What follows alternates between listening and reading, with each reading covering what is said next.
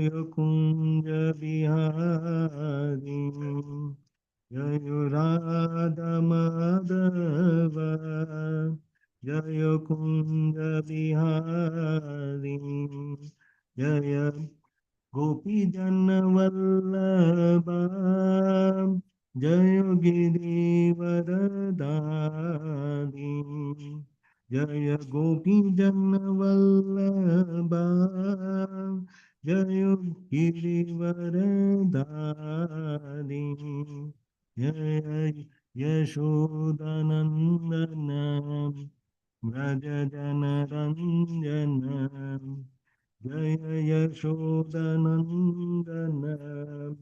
व्रज जन रंजन जय यमुनतीरा वनचारी जय यमुनतीरा वनचारी जय श्री कृष्ण चैतन्य प्रभु नित्यानंद श्री अद्वैत गदाधर शिवासदि गौर भक्तवृंद जय श्री कृष्ण चैतन्य प्रभु नित्यानंद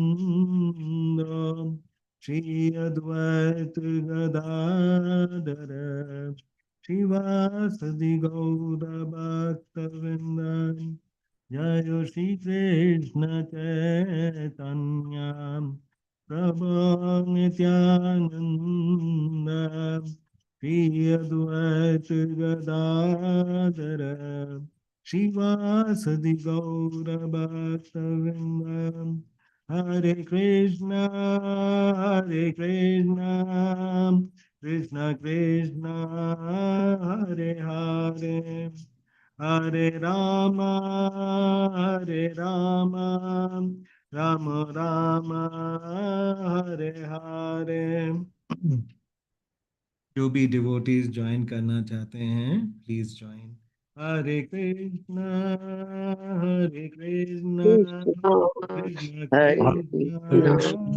हरे हरे हरे हरे हरे राम राम हरे हरे राम राम राम राम राम राम हरे हरे हरे हरे हरे हरे Hare कृष्ण कृष्ण Krishna, हरे Hare Krishna Krishna Krishna, Krishna Krishna Krishna Krishna Krishna Krishna, Hare Hare Hare हरे Hare, हरे हरे Hare हरे राम राम Rama, हरे Hare हरे Ram Ram Rama, Ram Rama Ram Ram Ram Rama, हरे Hare हरे Hare, Hare Hare Hare Krishna Krishna, हरे Hare Krishna, Krishna Krishna Krishna Krishna Krishna, Krishna Hare Hare Hare Hare Hare, Hare Hare Hare हरे Ram Rama, हरे Hare Ram Rama, Ram Rama Ram Rama, हरे Hare हरे Hare, हरे Hare Krishna Krishna, हरे Hare Krishna Krishna, Krishna Krishna Krishna Krishna, Hare हरे Hare, Hare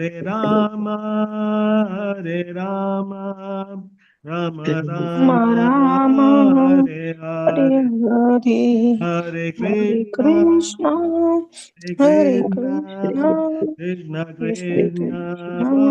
Hare Hare Hare Hare Hare Hare Ram Ram Ram हरे राम राम राम राम राम हरे हरे हरे हरे हरे हरे कृष्ण कृष्ण हरे हरे कृष्ण कृष्ण कृष्ण कृष्ण कृष्ण कृष्ण हरे हरे हरे हरे हरे हरे राम राम राम राम राम राम हरे हरे हरे हरे हरे हरे कृष्ण कृष्ण हरे हरे कृष्ण कृष्ण कृष्ण कृष्ण कृष्ण कृष्ण हरे हरे हरे हरे हरे राम हरे राम राम राम राम राम हरे हरे हरे हरे हरे हरे कृष्ण कृष्ण हरे हरे कृष्ण कृष्ण कृष्ण कृष्ण कृष्ण कृष्ण हरे हरे हरे हरे हरे राम हरे राम हरे Ram Ram Ram Ram Ram Ram Hare Hare Hare Hare Hare Hare Krishna, Krishna, Hare Hare Krishna, Krishna, Krishna Krishna Krishna, Krishna, Hare Hare Hare, Hare, Hare Hare Rama, Rama, Hare Hare Rama, Rama, Rama Rama Rama, Rama, Hare Hare Hare, Hare, Hare Hare Krishna, Krishna, Hare Hare Krishna, Krishna, Krishna Krishna Krishna, Krishna, Hare Hare Hare, Hare, Hare Rama, Rama Hare Rama, Rama Rama Rama, Rama, Hare Hare. Hare Jai Radha Krishna Chandra Radha Krishna Chandra Radhe Jai Krishna Balaram Krishna Balaram Krishna Balaram Jai Gaura Nita Gaura Nita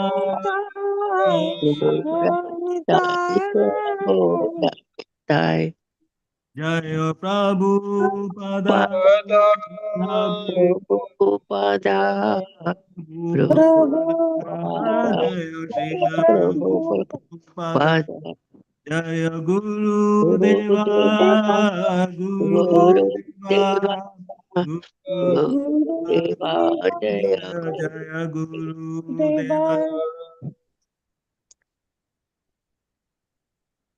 बोलिए श्री श्री राधा गोविंद की जय। Jaya, बोलिए हरिनाम संकीर्तन यज्ञ की जय। Jaya, बोलिए ग्रंथराज श्रीमद् भागवत महापुराण की जय। Jaya, जगत गुरु श्रील प्रभुपाद जी की जय। Jai. ओम नमो भगवते वासुदेवाय। Om Namo Bhagavate Bhagavate Vasudevaya. Vasudevaya. ओम नमो भगवते वासुदेवाय।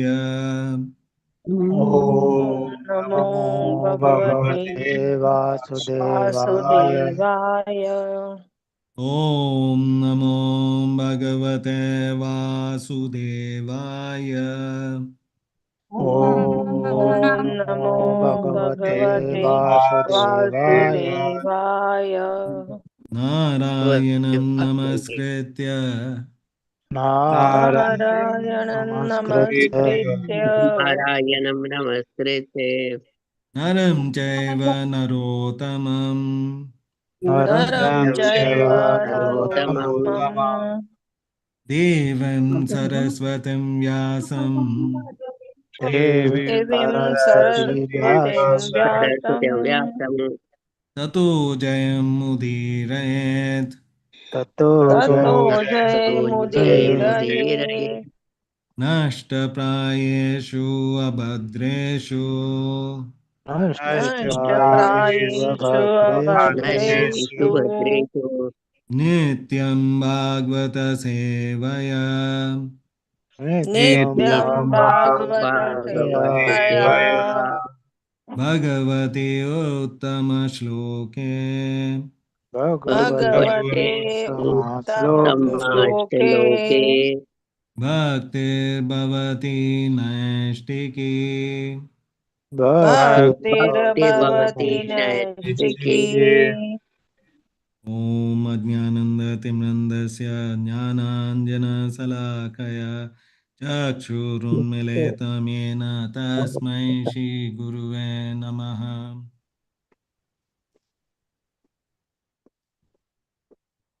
All glories to the assembled devotees, all glories to the assembled devotees, all glories to the assembled devotees, all glories to Sri Guru and Gauranga.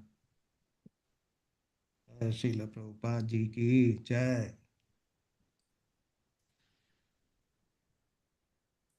हरे कृष्णा। आज के Shrimad Bhagavatam session में आप सबका हृदय से स्वागत है। आप सबके आशीर्वादों की कामना करते हुए हम आज का अध्ययन आरंभ करते हैं।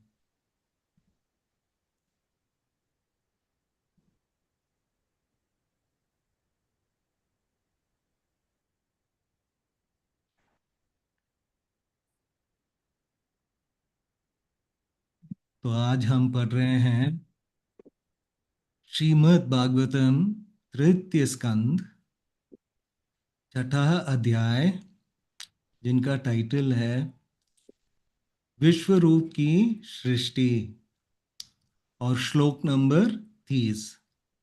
तो मैं ये श्लोक पढ़ता हूँ।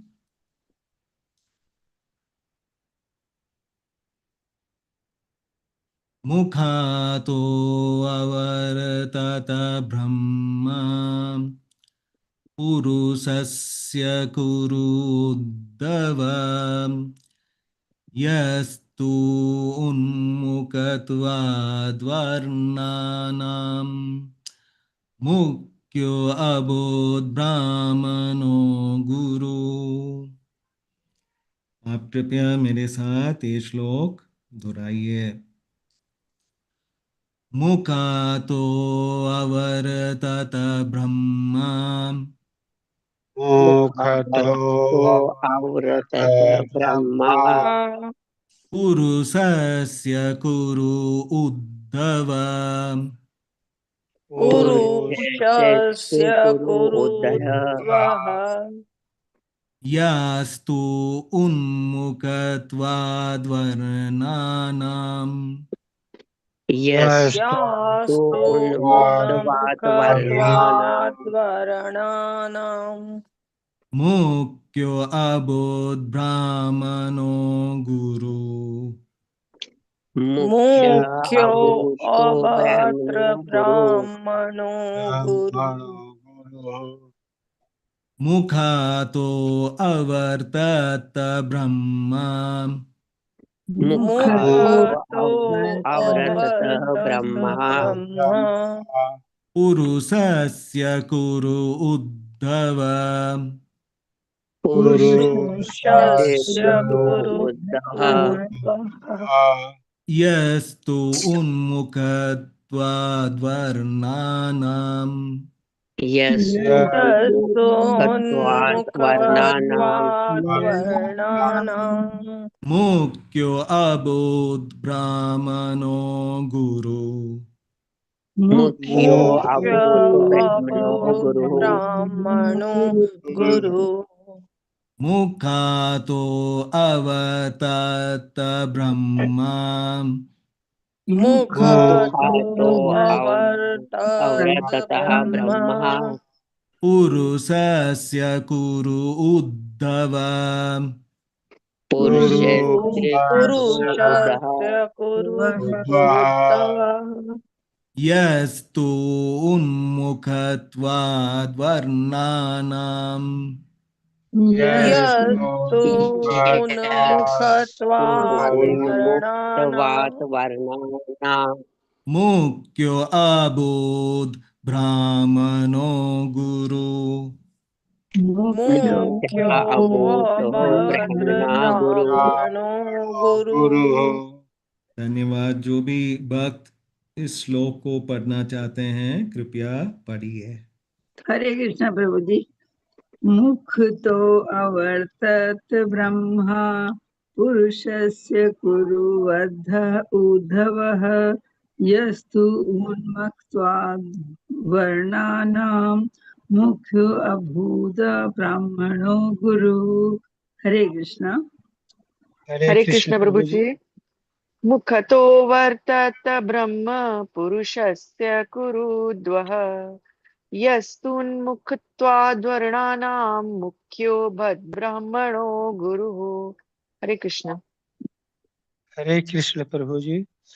मुखतो अवर्तत ब्रह्म पुरुषस्य कुरुद्वः यस्तुन्मुखत्वाद् वर्णानां मुख्यो भूत ब्राह्मणो गुरुः। हरे कृष्ण।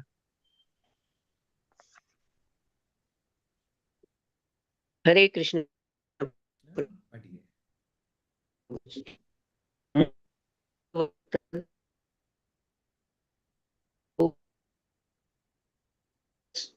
यस्तु उन्मुक्तवत्वात् वर्णानां। हरे कृष्णा।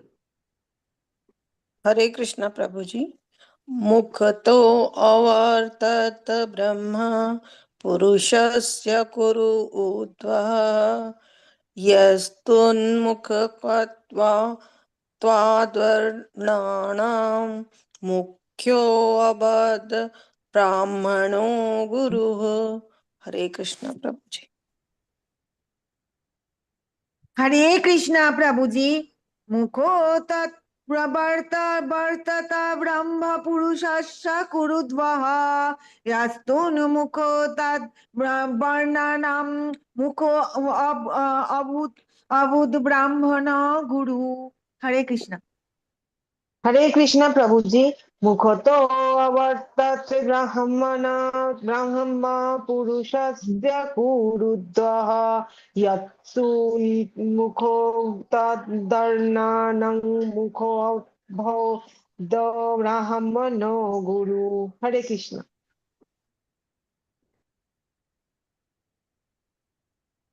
हरे हरे कृष्ण। कृष्ण प्रभु जी। मुखतो अवर्तत ब्रह्म पुरुषस्य कुरुद्भवः यस्तुन्मुखत्वाद्रणानां मुख्यो अभूत् ब्राह्मणो गुरु। हरे कृष्णा।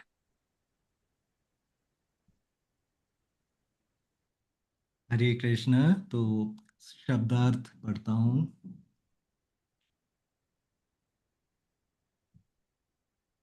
मुक्त, मुंह से। अवतृत, उत्पन्न हुआ। ब्रह्म, वैदिक ज्ञान। पुरुषस्य, विराट पुरुष का। कुरु उद्धव, हे कुरुवंश के प्रधान। यह, जो, तू, के कारण। उन्मुखत्वात्, उन्मुख। वर्णानाम, समाज के वर्णों का। मुख्य, मुख्य। अभूत, ऐसा हो गया। ब्राह्मण, ब्राह्मण कहलाया। गुरु, मान्य शिक्षक या गुरु। ये अनुवाद पढ़ता हूं। श्रीला प्रभुपाद जी की जय। हे कुरुवंश के प्रधान। विराट अर्थात विश्व रूप के मुख से वैदिक ज्ञान प्रकट हुआ। जो लोग इस वैदिक ज्ञान के प्रति उन्मुख होते हैं वे ब्राह्मण कहलाते हैं और वे समाज के सभी वर्णों के स्वाभाविक शिक्षक तथा गुरु है। ये अनुवाद कृपया मेरे साथ दोहराइए। हे कुरुवंश के प्रधान। वंश के प्रधान। विराट अर्थात विराट अर्थात विश्व रूप के मुख से विश्व रूप के मुख से वैदिक ज्ञान प्रकट हुआ। वैदिक ज्ञान हुआ। प्रकट हुआ। जो लोग जो लोग इस वैदिक ज्ञान के प्रति इस वैदिक ज्ञान के प्रति उन्मुख होते हैं उन्मुख होते हैं वे ब्राह्मण कहलाते हैं वे ब्राह्मण कहलाते कहलाते हैं और वे समाज के सभी वर्णों के और वे समाज के सभी वर्णों के स्वाभाविक शिक्षक तथा गुरु है। स्वाभाविक शिक्षक तथा गुरु है। गुरु है। तात्पर्य। हरे कृष्णा। मीरा देवी दासी माता जी पढ़िए। हरे कृष्णा प्रभु जी। हरे कृष्णा माता जी। धन्यवाद प्रणाम। शील प्रभुपाद जी की जय। तात्पर्य शील प्रभुपाद जी के द्वारा। जैसा कि श्रीमद् भगवद गीता में पुष्टि हुई है, मानव समाज के चारों वर्ण विराट रूप के शरीर से क्रमानुसार विकसित हुए। ये शारीरिक विभाग हैं: मुंह, बाह, कमर तथा पांव। जो लोग मुख में स्थित हैं वे ब्राह्मण कहलाते हैं, जो बाहों में स्थित हैं वे क्षत्रिय कहलाते हैं, जो कमर में स्थित हैं वे वैश्य कहलाते हैं, और जो पांवों में स्थित हैं वे शूद्र कहलाते हैं। हर व्यक्ति श्री भगवान के विश्व रूप में उनके शरीर में स्थित हैं। अतः चार वर्णों के रूप में किसी जाति को इसलिए निम्न नहीं माना जाना चाहिए कि वो शरीर के किसी विशेष भाग में स्थित है। हम अपने शरीरों में, अपने हाथों या पांवों के प्रति अपने व्यवहारों में कोई वास्तविक भेदभाव नहीं बरतते। शरीर का प्रत्येक अंग महत्वपूर्ण है, यद्यपि इनमें से मुख सर्वाधिक महत्वपूर्ण अंग है। यदि अन्य अंगों को शरीर से काटकर अलग कर दिया जाए तो मनुष्य जीवित रह सकता है, किंतु यदि उसका मुख काट दिया जाए तो वो जीवित नहीं रह सकता। अतः श्री भगवान के शरीर का ये सर्वाधिक महत्वपूर्ण अंग तथा उन ब्राह्मणों का आश्रय स्थल कहलाता है जो वैदिक ज्ञान के प्रति उन्मुख होते हैं। जो वैदिक ज्ञान के प्रति उन्मुख न होकर संसारी मामलों के प्रति उन्मुख होता है वो ब्राह्मण नहीं कहला सकता, भले ही वो ब्राह्मण के वंश में या ब्राह्मण पिता से क्यों न उत्पन्न हुआ हो। ब्राह्मण पिता से उत्पन्न जी होने से माता जी, जी यहाँ थैंक यू नेक्स्ट माता जी। जी, हरे धन्यवाद कृष्ण माता माता जी। जी, thank Hare you. Krishna ji. Anita माता जी पढ़िए। हरे कृष्ण माता जी। जी, पंचांग है। एक मिनट। ब्राह्मण के पिता से यहाँ से पढ़िए, हाँ, फर्स्ट ब्राह्मण। लाइन में। अच्छा, ऊपर से। ब्राह्मण सिर प्रपात की जय हो। सिर प्रपात द्वारा ब्राह्मण पिता से उत्पन्न होने से ही कोई ब्राह्मण बनने के पात्र नहीं हो जाता है। ब्राह्मण की मुख्य योग्यता वैदिक ज्ञान के प्रति उसका झुकाव है। वेद भगवान के मुख में स्थित होते हैं और इसलिए जो कोई वैदिक ज्ञान के प्रति उन्मुख होता है वह निश्चय ही ब्राह्मण होता है। वैदिक ज्ञान के प्रति यह उन्मुखता भी किसी विशेष जाति या संप्रदाय तक सीमित नहीं है। किसी भी परिवार तथा विश्व के किसी भी भाग का कोई भी व्यक्ति वैदिक ज्ञान के प्रति उन्मुख हो सकता है और इससे वह असली ब्राह्मण होने के योग्य हो जाएगा। असली ब्राह्मण स्वाभाविक तौर पर शिक्षक या गुरु होता है। जब तक किसी को वैदिक ज्ञान नहीं है कोई व्यक्ति गुरु नहीं बन सकता। वेदों का समय ज्ञान है, भगवान को जानना, और यही वैदिक ज्ञान का अंत अर्थात वेदांत है। जो व्यक्ति निर्विशेष ब्रह्म को प्राप्त है और जिसे पूर्ण पुरुषोत्तम भगवान के विषय में कोई जानकारी नहीं होती और भले ही ब्राह्मण बन जाए किंतु वह गुरु नहीं बन सकता। पद्म पुराण में कहा गया है। हरे कृष्ण माता जी, आगे थोड़ा सा बढ़ाइए।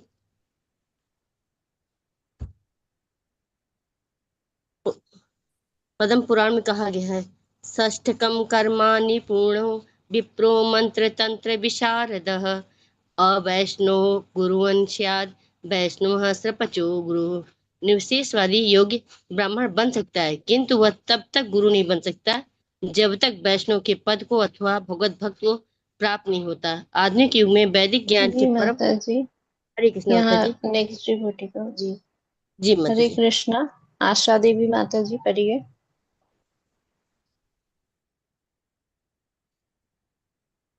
हरे आशा कृष्ण। देवी, हाँ पढ़िए।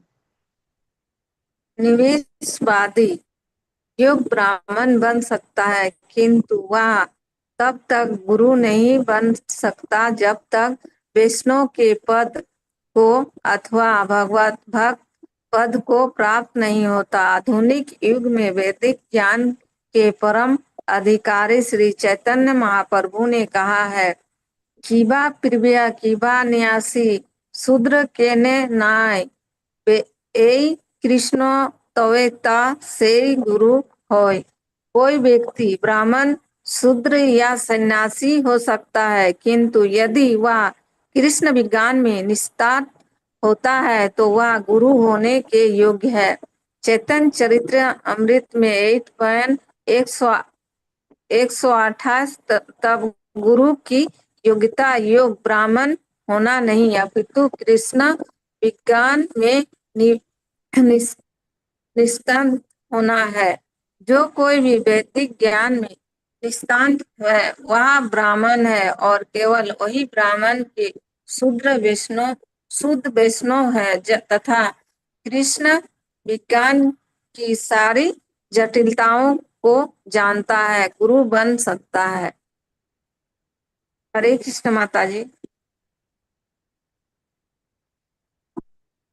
हरे कृष्ण। धन्यवाद माता जी। तो मैं ये अनुवाद और एक बार पढ़ता हूँ। हे कुरुवंश के प्रधान, विराट अर्थात विश्व रूप के मुख से वैदिक ज्ञान प्रकट हुआ। जो लोग इस वैदिक ज्ञान के प्रति उन्मुख होते हैं वे ब्राह्मण कहलाते हैं और वे समाज के सभी वर्णों के स्वाभाविक शिक्षक तथा गुरु हैं।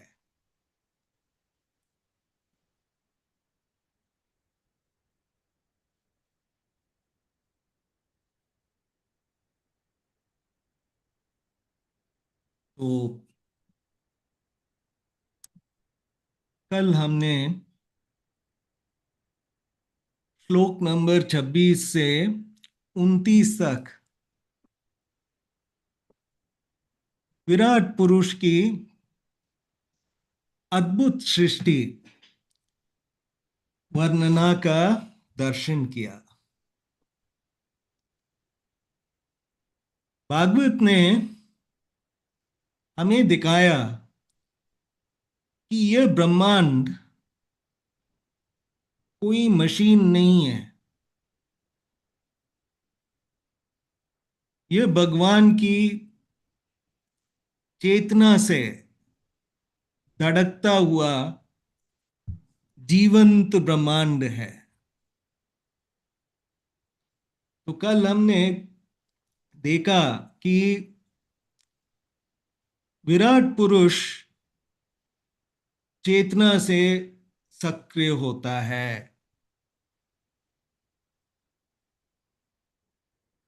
उसके अंगों से विभिन्न लोक और तत्व प्रकट होते हैं। देवता सत्व से, मनुष्य रजस से और रुद्रगण तमस से उत्पन्न होते हैं। फिर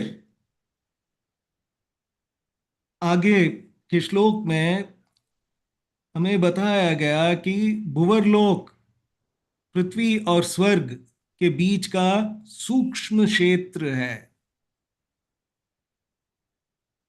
और ब्रह्मांड चेतना आधारित नैतिक और आध्यात्मिक संरचना है। तो कल की चर्चा ने हमें यह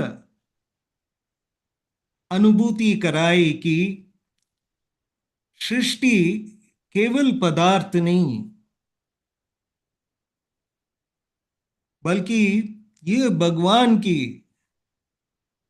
विराट चेतना का विस्तार है। और जब हम ये देखते हैं कि भगवान के शरीर के विभिन्न अंगों से अलग अलग तत्व और लोक प्रकट होते हैं तो मन में एक स्वाभाविक प्रश्न उठता है, यदि सामान्य वाणी भगवान के मुख से आती है तो क्या सबसे उच्च वाणी वेद भी वहीं से आती है? और यदि वेद भगवान के मुख से आते हैं तो जो व्यक्ति वेद को समझने का प्रवृत्ति रखता है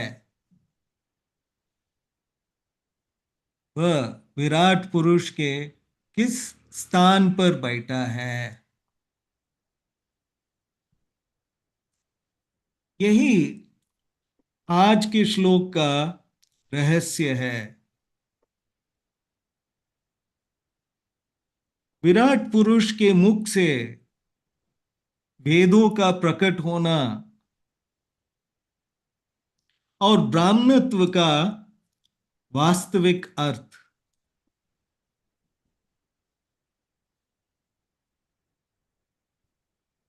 तो परपट, ये प्रभुपाद जी के इस श्लोक के ऊपर जो परपट लिखा है बहुत ही डिटेल्ड है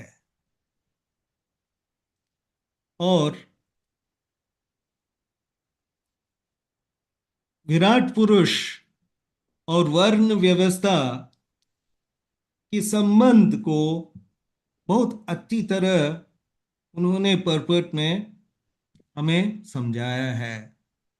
तो श्रील प्रभुपाद जी तुरंत इसे भगवत गीता 4.13 से जोड़ते हैं, जहां कहा गया है चतुर्वर्ण्यम माया सृष्टाम गुणकर्म विभागसा, माने 4 वर्ण गुण और कर्म के आधार पर बनाए गए हैं।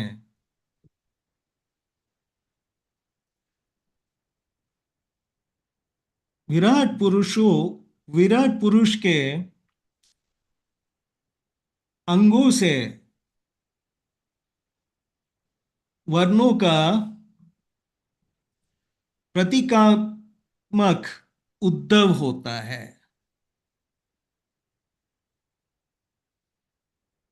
पर्पट में कहा गया है मुख से ब्राह्मण, विराट रूप के मुख से ब्राह्मण, भुजाओं से क्षत्रिय और उदर से वैश्य और चरण से शूद्र। लेकिन प्रभुपाद जी स्पष्ट कहते हैं, बहुत ही क्लियरली बता रहे हैं, किसी वर्ण को जन्म के आधार पर नीचा या ऊंचा नहीं कहा जा सकता।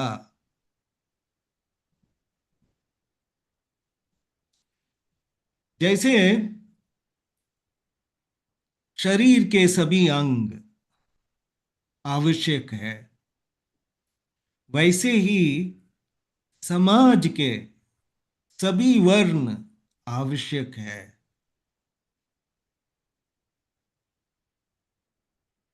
परंतु मुख का महत्व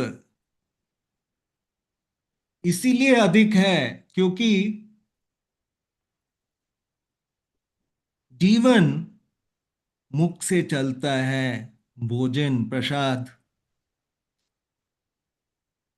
और ज्ञान मुख से निकलता है जो वाणी, और वेद मुख से प्रकट होते हैं। इसीलिए ब्राह्मण समाज के ज्ञान नेता है।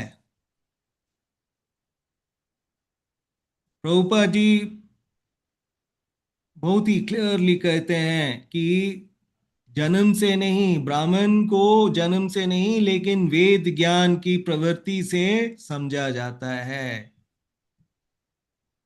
तो ब्राह्मण को समाज के ज्ञान नेता कहा गया है, जो जन्म से नहीं लेकिन वेद ज्ञान की प्रवृत्ति से। और आगे प्रभुपाद जी कहते हैं कि जो वेद ज्ञान की ओर प्रवृत्त नहीं है वो ब्राह्मण नहीं, चाहे जन्म किसी भी परिवार में हुआ हो, अगर वे वेद ज्ञान की ओर प्रवृत्त नहीं है तो उन्हें ब्राह्मण नहीं समझा जाना चाहिए। और ये भागवत का स्पष्ट सिद्धांत है।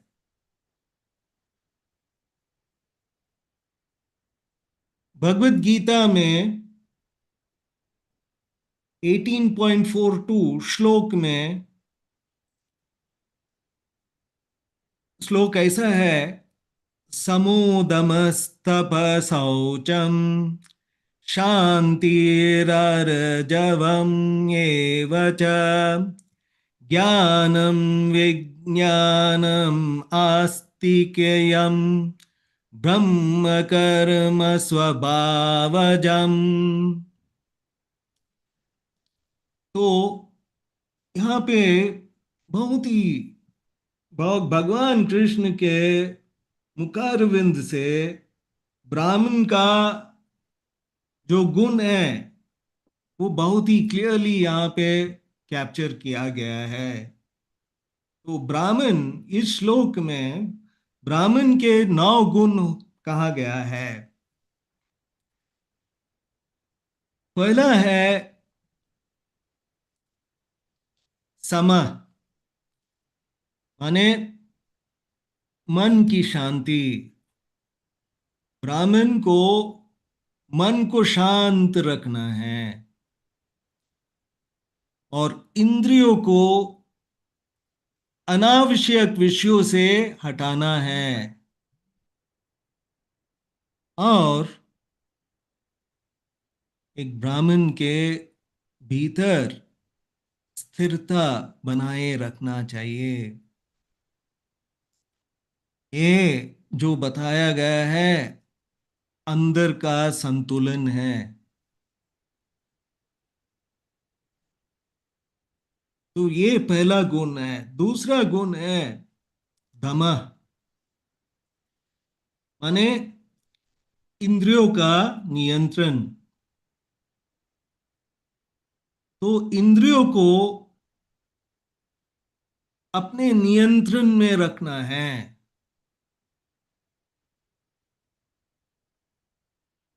जो देखना, सुनना, बोलना और खाना है सब विवेक से करना है। और ये हुआ बाहर का अनुशासन। तीसरा गुण है ब्राह्मण का, वो है तपस्या। तो शरीर, मन और वाणी को शुद्ध करने वाली साधना, जैसे कि नियमित जप, संयम, वैष्णवों का सेवा और त्याग। और ये आत्मिक शक्ति है।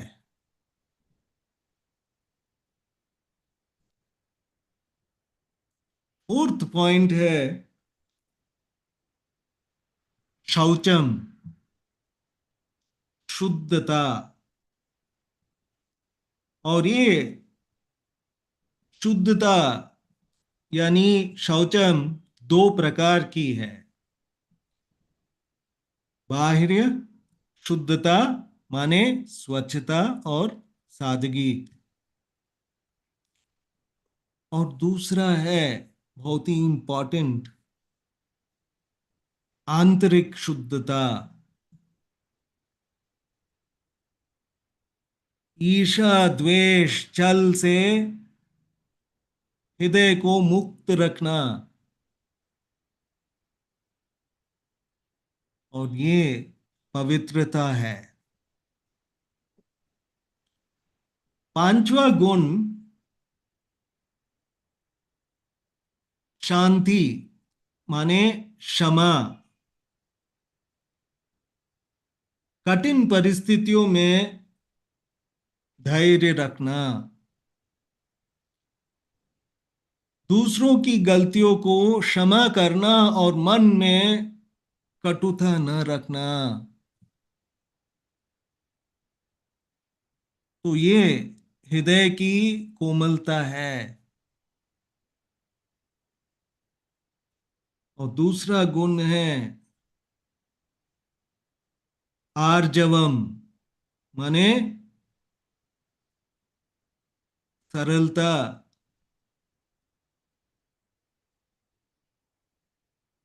और जैसे कि सीधापन, बिना छल कपट के व्यवहार, अंदर और बाहर एक जैसा ही होना। और ये बनता है सत्यनिष्ठा।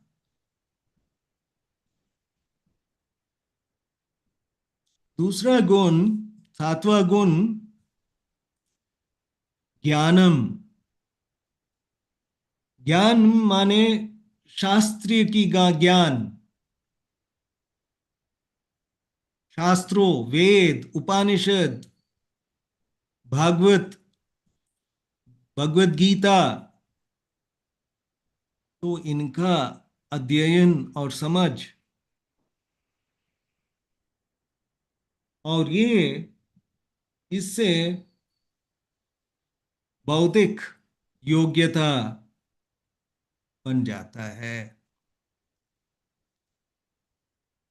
और दूसरा गुण, आठवां जो गुण है, वो है विज्ञानम, माने अनुभूत ज्ञान। सिर्फ बुकिश नॉलेज नहीं, लेकिन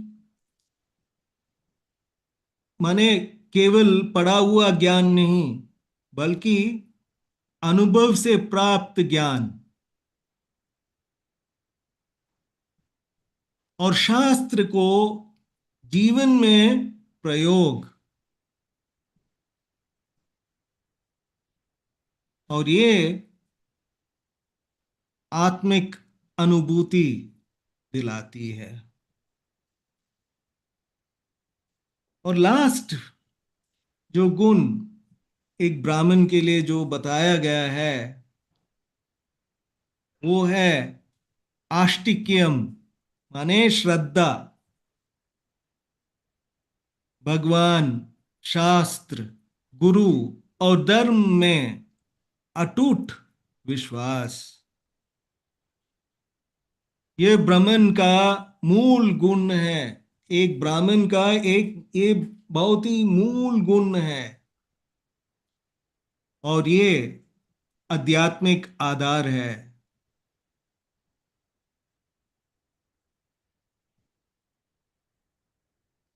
तो जन्म इनमें से कोई गुण नहीं देता। और ये श्लोक में बहुत ही सुंदर तरीके से इस प्रभुपाद जी अपने परपट में कहा कि जन्म से किसी को ये गुण पहले से ही नहीं आता है। और भागवत में, श्रीमद् भागवतम में 7.11.35 में कहा गया है, जहां जिस वर्ण के गुण दिखे उसे उसी वर्ण में रखना चाहिए। माने ये जन्म आधारित जाति प्रथा का पूर्ण खंडन है। और ये दोनों हमें पॉइंट्स जो है, हमें एक भगवत गीता से, जहां पे ब्राह्मण के गुण जो है स्वयं भगवान ने बताया है, और दूसरा है श्रीमद् भागवतम में जो कहा गया है कि जिनमें जो वर्ण के गुण दिखे उसे उसी वर्ण में रखना चाहिए। यानी ये जन्म आधारित जाति प्रथा का पूर्ण खंडन है। और पर्पट में आगे बताया गया है,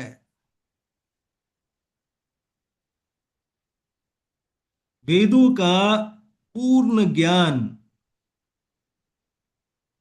भगवान को जानना है, और यही वेदांत है। तो प्रश्न है कि वेद और वेदांत में क्या अंतर है। वेदों में संपूर्ण दिव्य ज्ञान, जहां पे मंत्र, यज्ञ, कर्तव्य और देवताओं की उपासना और जीवन के नियम, दार्शनिक विचार, ये सब वेद एक विशाल विश्वकोश है। और वेदांत जो है वो वेदों का अंतिम निष्कर्ष है। तो वेदांत पूछता है, इतना सब पढ़ने के बाद अंतिम सत्य क्या है। और वेदांत उत्तर देता है कि भगवान, विशेष रूप से भगवान का व्यक्तिगत स्वरूप। तो वेदांत वेदों का सार और शिखर और निष्कर्ष है। पर्पट में श्रील प्रभुपाद जी दो स्तर स्पष्ट करते हैं। पहला है ब्राह्मण, जो वेद ज्ञान में प्रवृत्त है, यहां तक कि एक अद्वैतवादी भी, जो केवल निर्गुण ब्रह्म को जानता है, वह भी वेदों में निपुण होने के कारण ब्राह्मण कहलाया जा सकता है।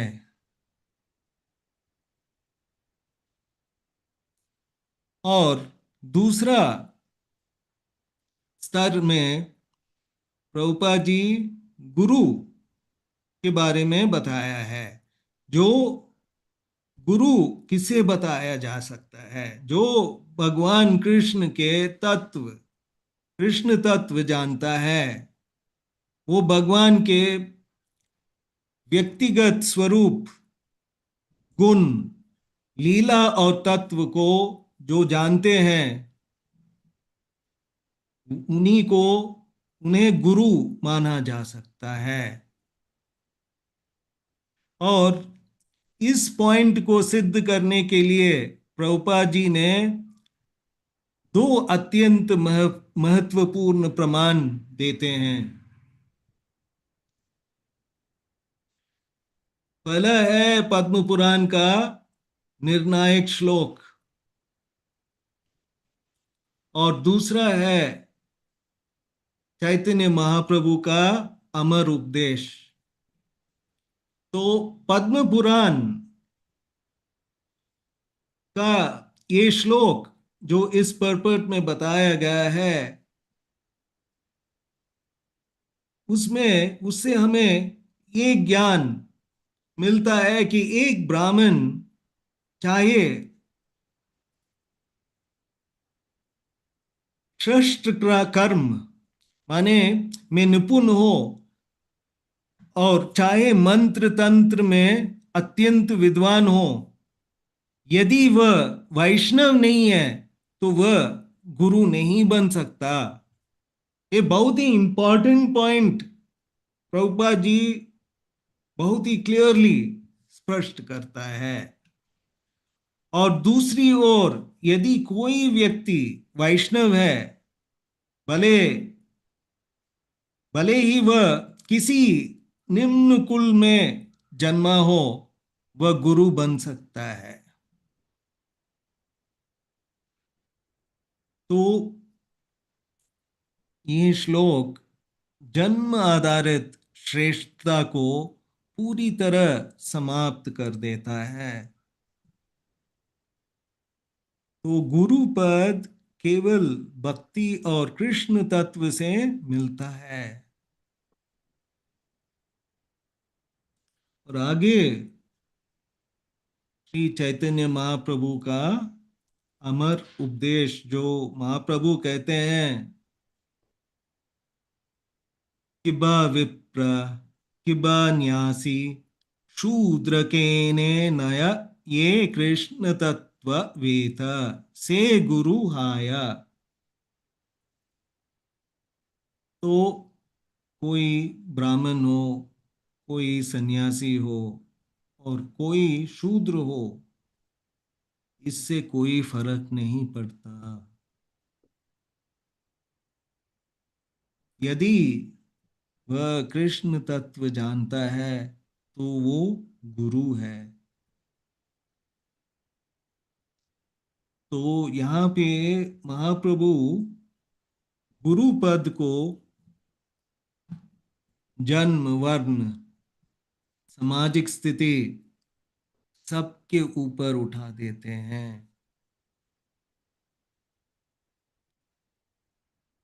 तो इन दोनों प्रमाणों से प्रभुपाद जी यही निष्कर्ष निकालते हैं कि गुरु की योग्यता ब्राह्मण होना नहीं, माने कृष्ण विज्ञान में निपुण होना है। यही है क्वालिफिकेशन।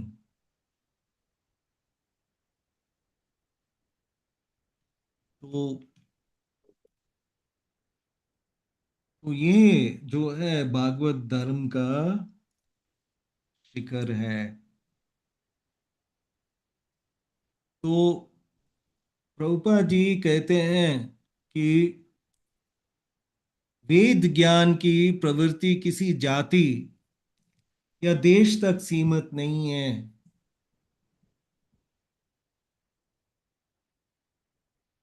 और भागवत में ये स्पष्ट कहा गया है कि श्रीमद् भागवतम में second canto 4th chapter 18th श्लोक में कहा गया है, सबसे निम्न जातियां भी शुद्ध हो सकती है। और भगवत गीता भी 9.32 में कहा कहता है कि स्त्री, वैश्य और शूद्र सभी परम गति पा सकते हैं।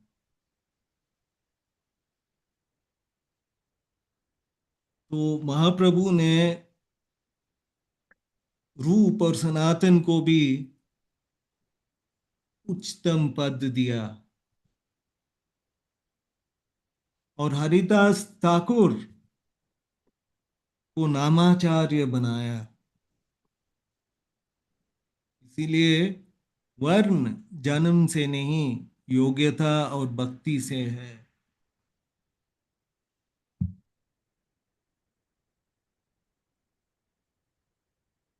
Thank you very much. तो ये था आज का ये जो श्लोक का डिस्कशन। बहुत ही क्लियरली हमें इस पर्पट, प्रभुपाद जी के इस पर्पट से बहुत ही क्लियरली हमें बताया, हमें ये ज्ञान मिलता है कि हमें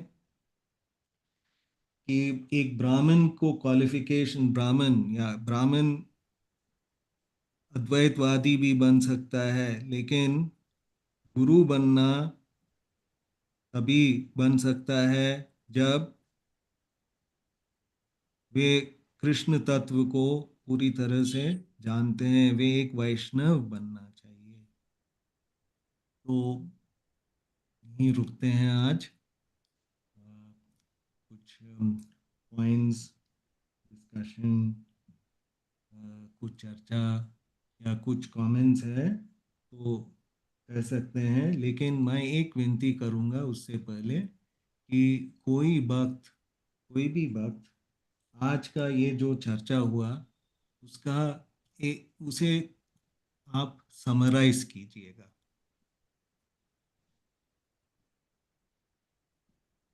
आज जो हमने अभी चर्चा किया उसका आपको क्या अच्छा लगा, इस पर्पट में, इस श्लोक से आपको क्या अच्छा लगा, और क्या सीख क्या है हमारे लिए, जो हम आज के इस सेशन से हमें क्या सीख मिलता है, उसे आप में से कोई भी वक्त उसे समराइज करते हैं तो बहुत ही अच्छा होगा।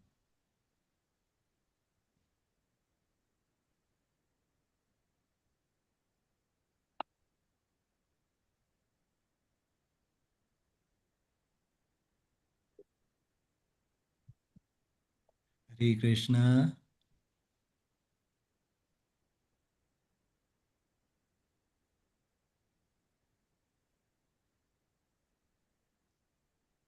हरे कृष्ण प्रभु जी। हरे कृष्ण प्रभु जी। हरे कृष्ण।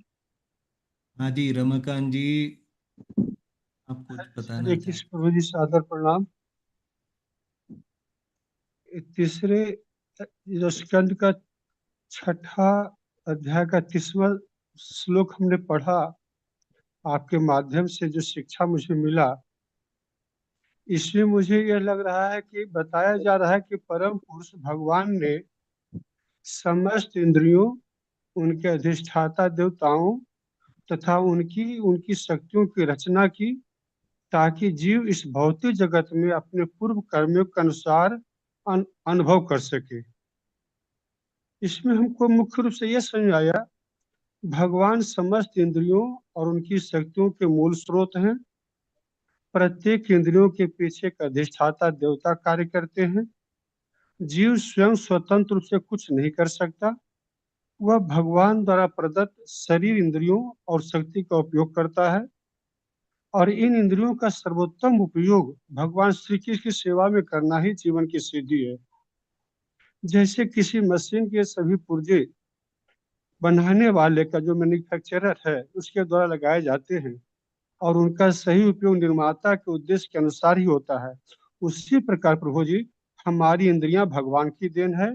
यदि उनका उपयोग भोग में होता है तो बंधन मिलेगा, और यदि सेवा में होगा तो मुक्ति और भगवान की प्राप्ति होगी प्रभु जी। क्योंकि 3.9 श्लोक जो है भगवत गीता का यही बताता है, यज्ञार्थ कर्मण्यत्र लोकयंकर बंधन, अर्थात भगवान के लिए किए गए कर्म बंधन नहीं देते, जबकि स्वार्थ के लिए किए गए कर्म बंधन के कारण बनते हैं प्रभु जी। हरे कृष्ण प्रभु जी, यही मेरी समझ आई। प्रभु जी, आज के ये श्लोक में धन्यवाद।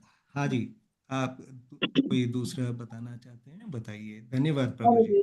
हरे कृष्णा प्रभु जी, धन्यवाद प्रणाम प्रभु जी। आज के श्लोक में आपका मेन जो फोकस था वो जो अपना शरीर है उसको 4 भागों में विभाजित किया गया है। एक सिर है जहाँ से ब्राह्मण जन्म लेते हैं, और दूसरे भुजाएं हैं जहाँ से क्षत्रिय जन्म लेते हैं, और तीसरा कमर है जहाँ से वैश्य लोग जन्म लेते हैं, और फोर्थ जो है पाँव से शूद्रों का है।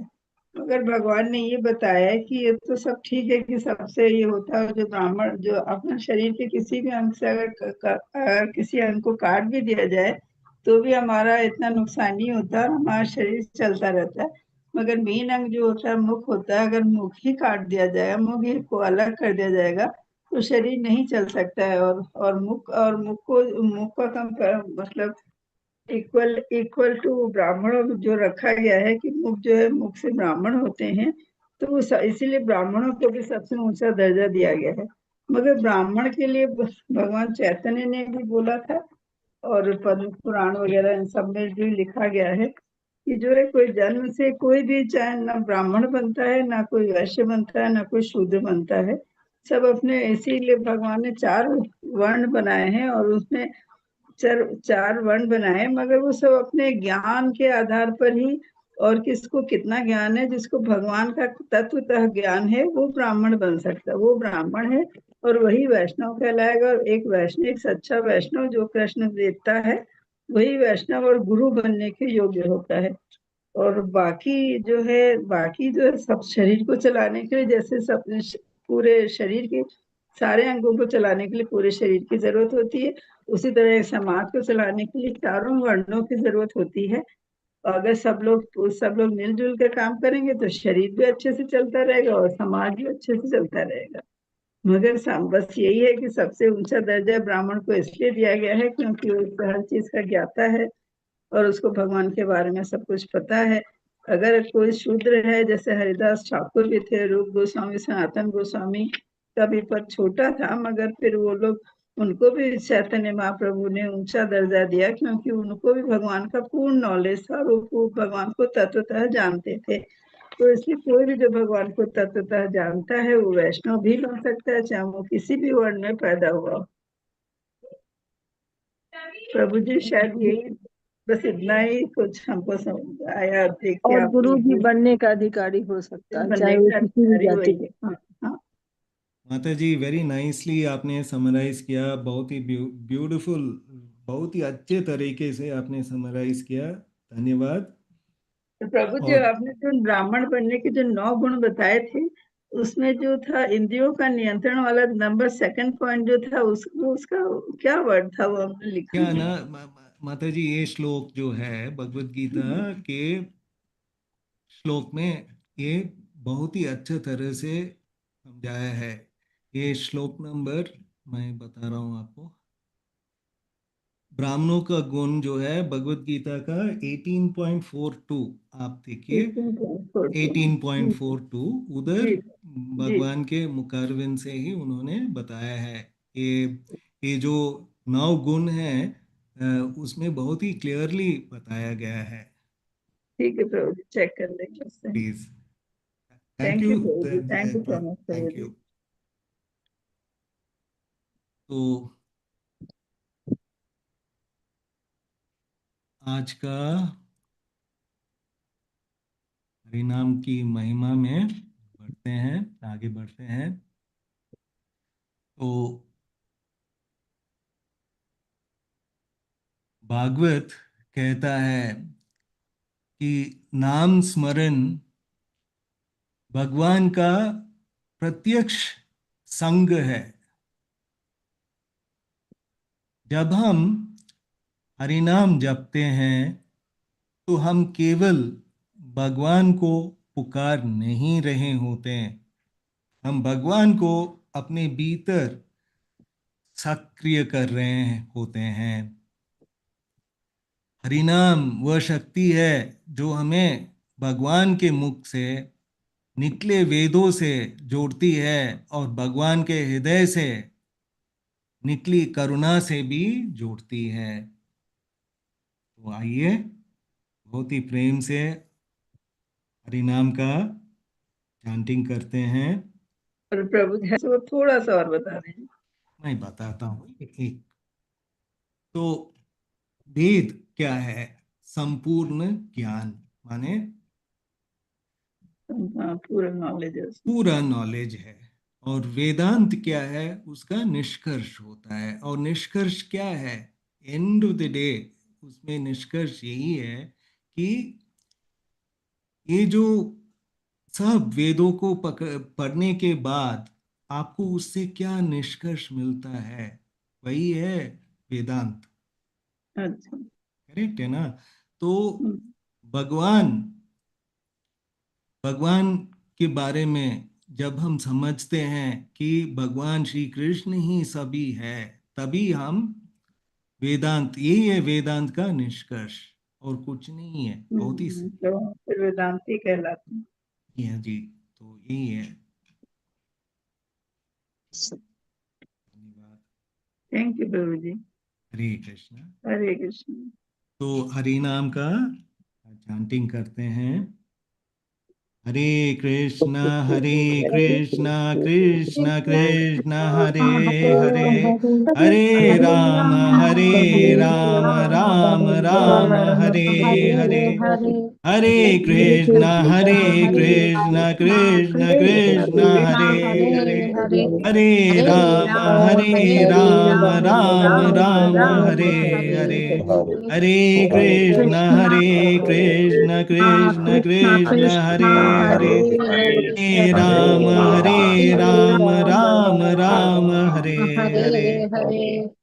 श्रील प्रभुपाद जी की जय। श्रीमद् भागवत महापुराण की जय। हरे कृष्णा। हरे हरे कृष्ण। कृष्णा। प्रभु जी राधे प्रणाम। प्रणाम। प्रभु जी धन्यवाद प्रणाम। हरे कृष्ण प्रभु जी।